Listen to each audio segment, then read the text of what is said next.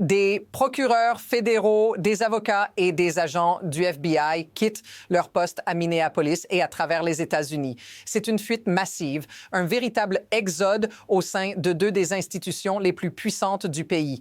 Mais ce n'est pas tout.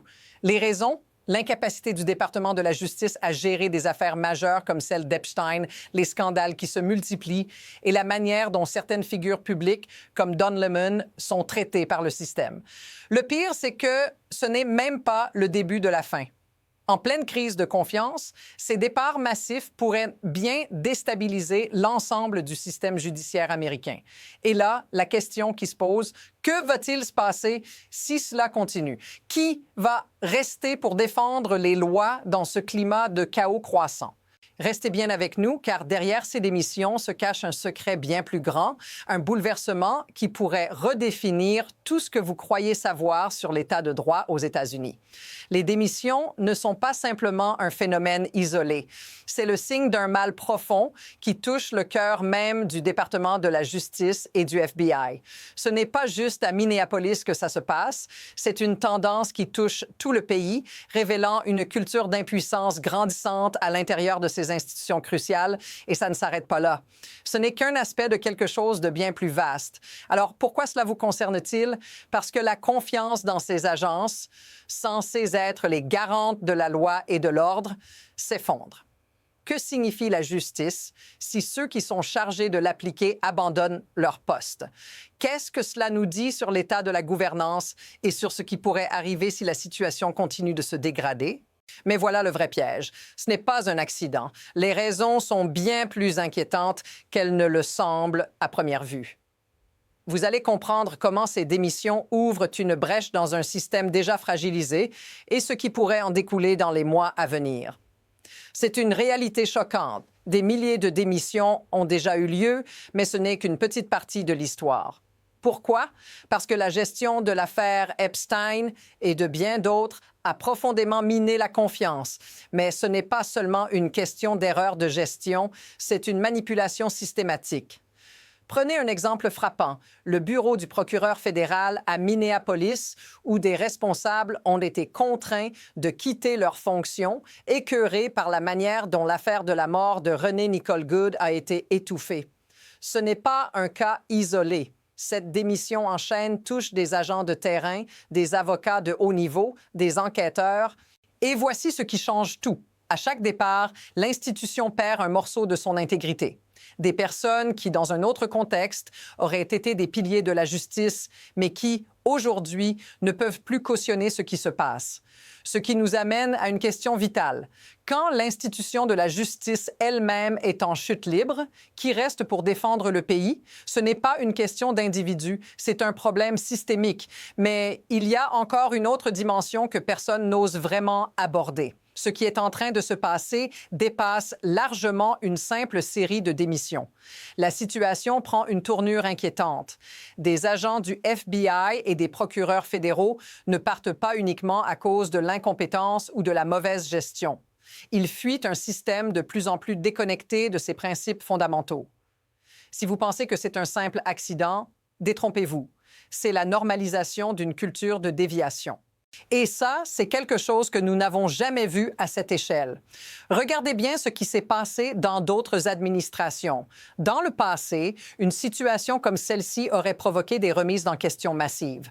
Mais aujourd'hui, c'est devenu presque habituel. Un procureur après l'autre quitte son poste sans que personne ne semble réagir en acceptant une dégradation progressive de ce qui était jadis une institution de respect et de justice. Et si ce phénomène devient la norme, qu'est-ce que cela signifie pour l'avenir de la loi aux États-Unis? La vérité est là. Ce qui semblait impensable il y a encore quelques années est devenu un phénomène quotidien. L'ampleur de cette crise devient de plus en plus évidente. Prenez l'exemple de la gestion du cas de Don Lemon. Tout porte à croire que le traitement réservé à ce journaliste de renom, arrêté en pleine nuit et traité comme un criminel, est une vengeance gratuite. Loin d'être un simple dysfonctionnement, cela reflète une dérive plus profonde. Pourquoi l'avait-il arrêté à 11 heures du soir, menotté et forcé à passer la nuit en détention? Cela n'a rien de normal, pas même sous l'administration Trump. Pourtant, il semble que cette action qui choque les standards de la justice soit la norme aujourd'hui. Un autre exemple flagrant, l'affaire de Georgia Fort, la journaliste traquée par des agents du DEA. Pourquoi une telle persécution contre des journalistes? Qu'est-ce que cela révèle sur le fonctionnement actuel des agences fédérales? Et voilà la ligne qui change tout. Une institution qui perd son objectif premier. Ce qui aurait été inacceptable autrefois est désormais une pratique courante, aussi choquante qu'inexplicable. Un procureur fédéral, un agent du FBI, un journaliste, tous ont été confrontés à une même réalité, celle d'une justice dévoyée. Alors, que se passe-t-il quand les actes de l'État deviennent de plus en plus irrationnels? Ce qui était impensable devient normalisé. Et tout cela sous vos yeux. En quelques jours, la situation a pris une tournure explosive. Le départ d'agents du FBI, les scandales autour des procureurs fédéraux, tout cela s'est accéléré, mais ce n'est pas tout. Un autre développement majeur a pris de l'ampleur. Des procureurs se voient littéralement interdire de poursuivre certaines affaires et des juges, eux aussi, sont pris dans cette spirale de dégradation. Ce n'est plus une simple crise interne, c'est un effondrement total des mécanismes de la justice. Le département de la justice ne peut plus suivre son propre calendrier, oubliant des délais cruciaux, et même les plus grandes enquêtes, comme celle des frères accusés de trafic sexuel à New York, sont retardées. Pourquoi? Parce qu'ils sont trop concentrés sur des affaires secondaires, notamment celle d'Epstein, qu'ils ne parviennent même pas à gérer correctement. Ce qui est en train de se passer a des répercussions plus profondes. La perte de contrôle devient évidente et la machine judiciaire se grippe. La question qui se pose maintenant est qu'est-ce qui se passe lorsque les institutions clés de la justice ne peuvent plus fonctionner comme prévu? Où cela nous mène-t-il? Mais voici où ça vous touche personnellement. Ce chaos à l'intérieur des institutions affecte des vies réelles. Pensez à ces agents, ces procureurs, ces avocats qui ont sacrifié des années de leur vie pour servir la justice. Ils ont travaillé sans relâche, suivant les règles du système, espérant que leurs efforts auraient un sens. Mais aujourd'hui, ils ne peuvent plus supporter ce qui se passe autour d'eux. Certains ont quitté, d'autres hésitent encore à faire le même choix, mais tout cela affecte leur carrière, leur réputation et leur bien-être personnel. Si vous êtes un citoyen qui fait confiance à ces agences, vous devez vous demander qui protège vraiment vos droits maintenant? Qui va s'assurer que les lois sont appliquées équitablement quand ceux qui sont chargés de le faire s'en vont un par un? Ce n'est pas juste une question d'institutions défaillantes, c'est la confiance du public qui est en jeu. Si cela vous semble familier, dites-le nous dans les commentaires. Vous n'êtes pas seul dans cette inquiétude. Mais au-delà de l'indignation et du chaos apparent, il y a un mécanisme plus insidieux en jeu. Pourquoi ce système s'effondre-t-il de l'intérieur? La réponse réside dans la dynamique de pouvoir, de pression et d'incentive. Ce n'est pas un accident que ces démissions aient lieu maintenant. C'est le résultat d'un système où la politique et les intérêts personnels l'emportent sur la justice. Les procureurs sont poussés à fermer les yeux sur des affaires cruciales, à se concentrer sur des objectifs partisans et à ignorer les ordres des juges. Le véritable problème, c'est que l'inaction devient la norme. Quand vous avez un système qui récompense ceux qui ferment les yeux, vous créez un vide de pouvoir. Un vide où ceux qui osent encore dénoncer se retrouvent marginalisés.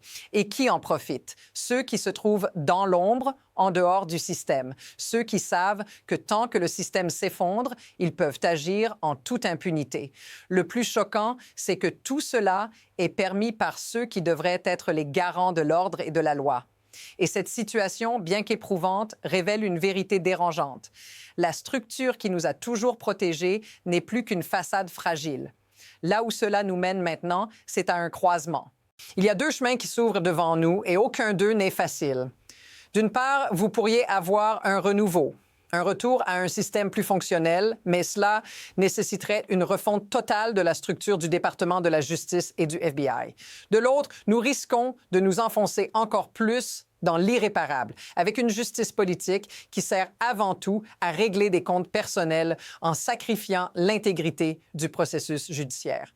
Le pire, c'est que ces choix ne sont pas uniquement théoriques. Chaque décision prise dans les mois à venir va peser lourd. Et bien qu'il semble qu'il y ait des efforts pour réparer la situation, la vérité, c'est que la dynamique est déjà en marche. Ce qui semble être une série d'incidents isolés est en réalité un enchaînement d'événements qui pourraient entraîner des changements bien plus radicaux que ce que l'on imagine. Ce qui se passe maintenant, ce n'est qu'un prélude à une transformation qui pourrait redéfinir la justice aux États-Unis.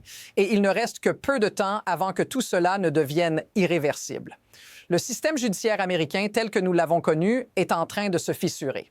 Ce qui était jadis un bastion de justice et d'équité est devenu une scène de désordre et de compromis. Ce n'est pas une simple crise, c'est un tournant. La vérité qui émerge est que la justice n'est plus ce qu'elle était. Elle est désormais entre les mains de ceux qui la manipulent à des fins personnelles.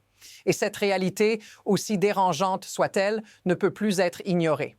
La question est désormais de savoir si ce système peut encore se réparer ou si la nation va devoir vivre avec cette nouvelle norme, une justice politisée, affaiblie et fragmentée. Ce qui se profile à l'horizon pourrait tout changer, mais tout dépend de ce qui va se passer dans les prochains mois. Et vous, comment voyez-vous cette situation évoluer? Quelles conséquences cela pourrait-il avoir pour l'avenir du pays? N'oubliez pas de vous abonner pour plus d'analyses sur l'évolution de cette crise, car la prochaine étape est déjà en train de se dessiner. Nous vous tiendrons informés.